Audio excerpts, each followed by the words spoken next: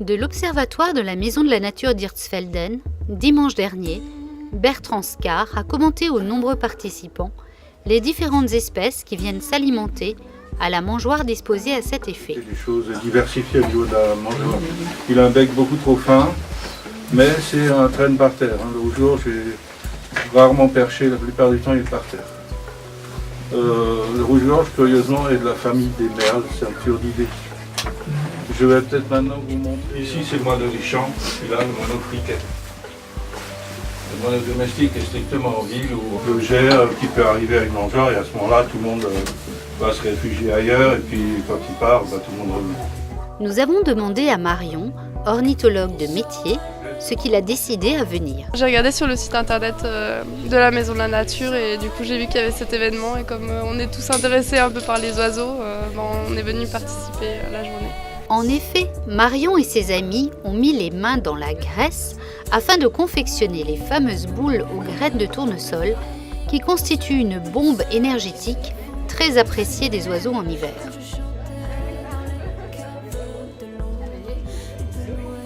Mais moi, c'est la première fois que je faisais des petites boules pour les oiseaux, donc oui, j'ai appris des choses et je le referai volontiers chez moi d'ailleurs. Je participe également au comptage des oiseaux d'eau avec d'autres associations comme la LPO. La LPO Alsace, c'est la Ligue pour la protection des oiseaux. C'est une association nationale, la LPO France, et qui compte environ 2000 membres sur l'Alsace. Elle s'occupe donc essentiellement d'oiseaux, mais aussi et surtout d'un centre de soins, de sauvegarde pour les animaux en détresse. Et ainsi, on peut là-bas essayer de sauver des espèces qu'il est arrivé malheur, des individus victimes du trafic routier par exemple, ou de collision avec une vitre.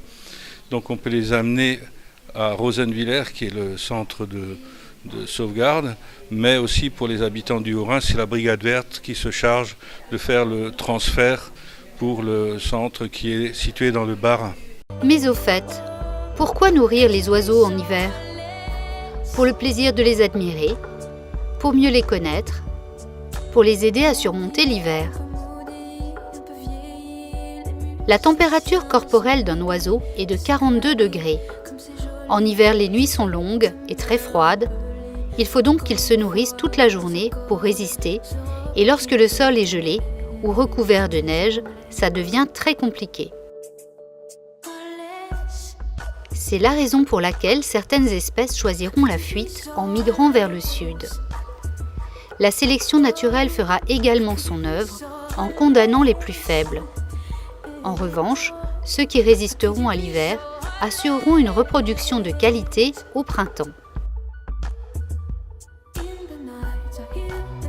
Il existe différentes sortes de mangeoires à mettre en place dans votre jardin, balcon ou fenêtre. Le plateau, accueillant un grand nombre d'oiseaux, il en facilite l'observation.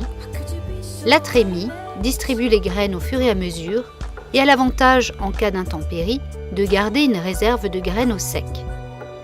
Les boules de graisse favorisant les mésanges, les pics, la citelle et les moineaux, qui sont des acrobates. Le porte-fruits et surtout l'abreuvoir. Une des règles de sécurité consiste à installer la mangeoire dans un endroit isolé, à 1,50 m du sol, loin des buissons qui pourraient servir de cache pour les prédateurs, tels que les chats. Vérifiez également régulièrement la propreté de la mangeoire afin d'éviter tout risque de maladie en éliminant les fientes. Donc là, je viens de farcir cette bûche.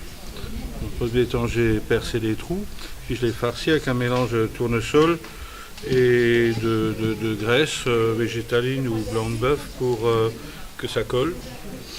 Et c'est surtout le piquet-pêche qui va aimer ce genre de perchoir parce qu'il va s'accrocher, c'est un oiseau grimpeur.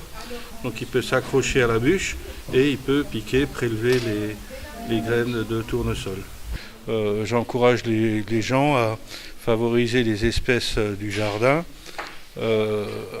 en mettant des mangeoires, en installant des mangeoires garnies de différents mélanges, essentiellement des graines de tournesol, mais aussi à planter des arbustes qui vont fournir des baies, des arbustes autochtones qui vont fournir des baies pour la mauvaise saison, parce que tous les oiseaux, toutes les espèces ne mangent pas forcément du tournesol ou des graines.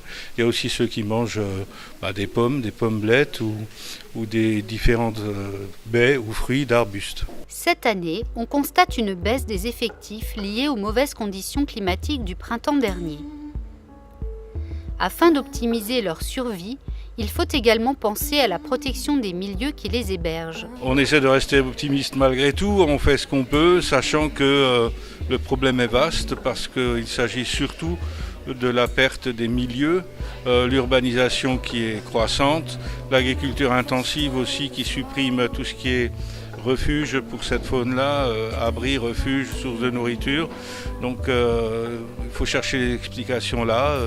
Il s'agirait de stabiliser au moins, si ce n'est inverser la tendance, mais stabiliser au moins la population qui existe encore, parce qu'il y a bon nombre d'espèces qui sont actuellement menacées.